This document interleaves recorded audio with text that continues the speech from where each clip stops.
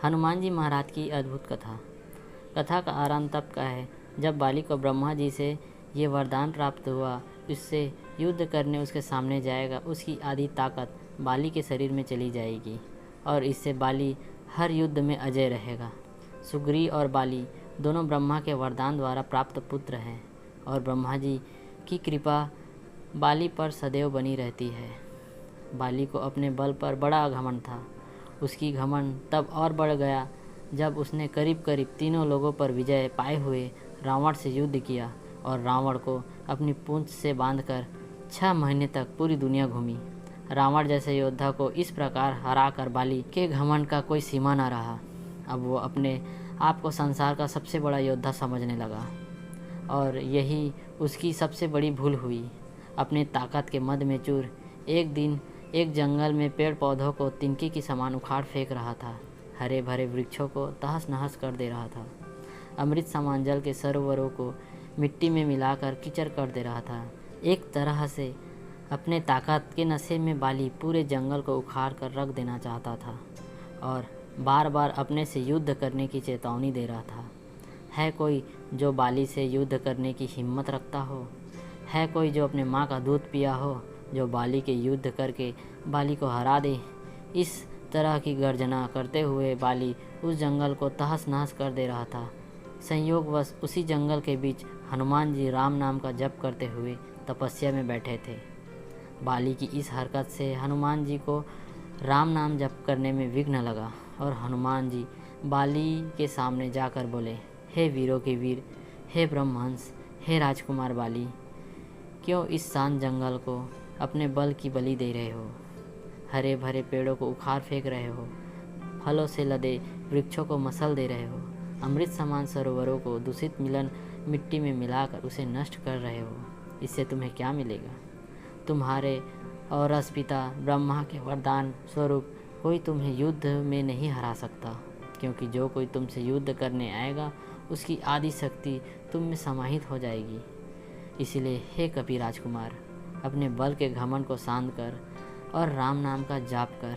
इससे तेरे मन में अपने बल का भान नहीं होगा और राम नाम का जाप करने से ये लोक और परलोक दोनों ही सुधर जाएंगे। इतना सुनते ही अपने बल के मद में चूर हनुमान जी से बोला, ए तुच्छ वानर, तू हमें शिक्षा दे रहा है? राजकुमार बाली को, जिसने विश्व के सभी योद्धाओं को धूल चटाई है और जिसके हुंकार से बड़े बड़े पर्वत भी खंड खंड हो जाता है। जा तुच्छ वानर, जा, तू ही भक्ति कर अपने राम, और जिस राम की तू बात कर रहा है वो है कौन? और केवल तू ही जानता है राम के बारे में। मैंने आज तक किसी के मुंह से यह नाम नहीं सुना और तू मुझे राम नाम का जाप करने की शिक्षा दे रहा है।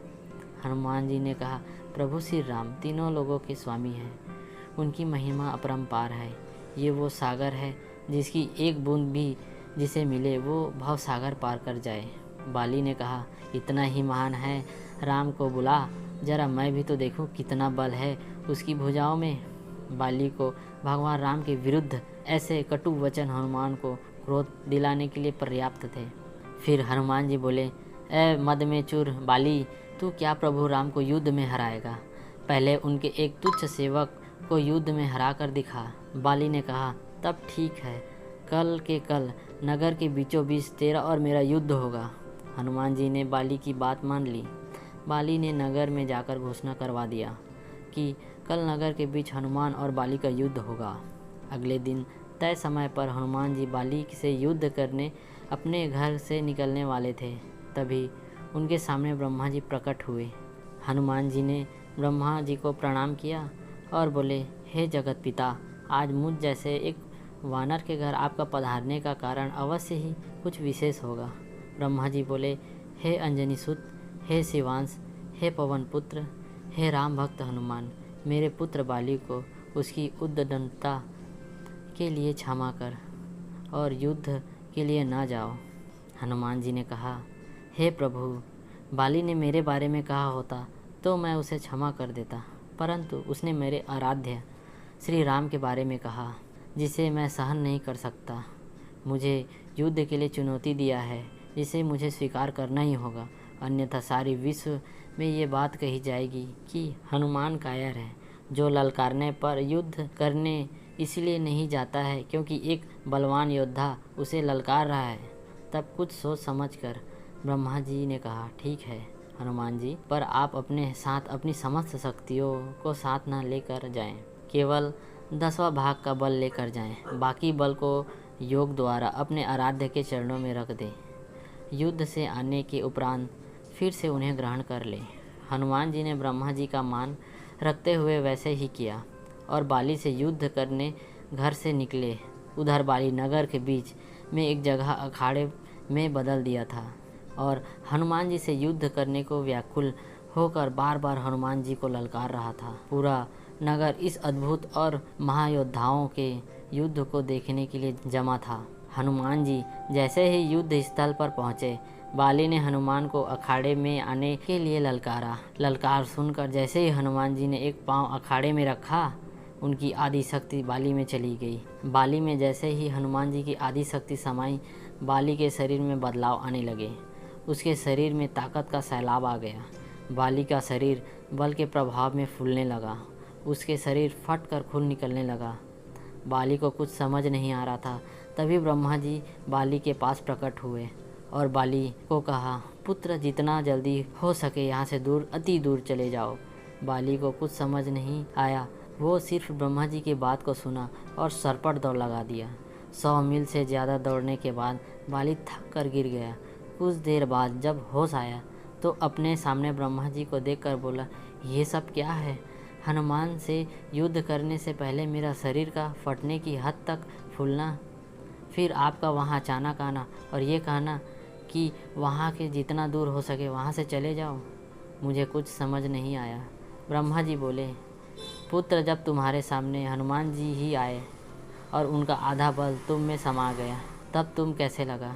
बाली, मुझे ऐसा लगा जैसे मेरे शरीर में कुछ शक्ति की सागर लहरें ले रही हैं। ऐसे लगा जैसे समस्त संसार में मेरे तेज का समान कोई नहीं कर सकता, पर साथ ही साथ ऐसा लग रहा था जैसे मेरा शरीर अभी फट पड़ेगा। ब्रह्मा जी बोले, हे बाली, मैंने हनुमान जी को अपने बल का केवल 10वां भाग ही लेकर तुमसे युद्ध करने को कहा, पर तुम तो 10वें भाग के आधे बल को भी नहीं संभाल सके। सोचो, यदि हनुमान जी अपने समस्त बल के साथ तुमसे युद्ध करने आते तो उनके आधे बल से तुम उसी समय फट जाते।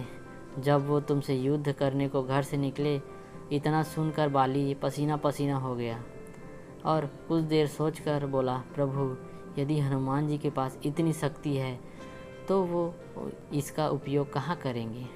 ब्रह्मा जी बोले, हनुमान जी कभी भी अपने पूरे बल का प्रयोग नहीं कर पाएंगे, क्योंकि ये पूरी सृष्टि भी उनके बल के 10वें भाग को नहीं सह सकती। यह सुनकर बाली ने वहीं हनुमान को दंडवत प्रणाम किया और बोला, जो हनुमान जी के पास अथाह बल होते हुए भी शांत और राम भजन गाते रहते हैं, और एक मैं हूँ जो उनके एक बल के बराबर भी नहीं हूँ और उनको ललकार रहा था, मुझे क्षमा करें। और ये कथा यही समाप्त होती है। दोस्तों, आने वाले ऐसी ही वीडियो के लिए चैनल को सब्सक्राइब ज़रूर करें। जय श्री राम।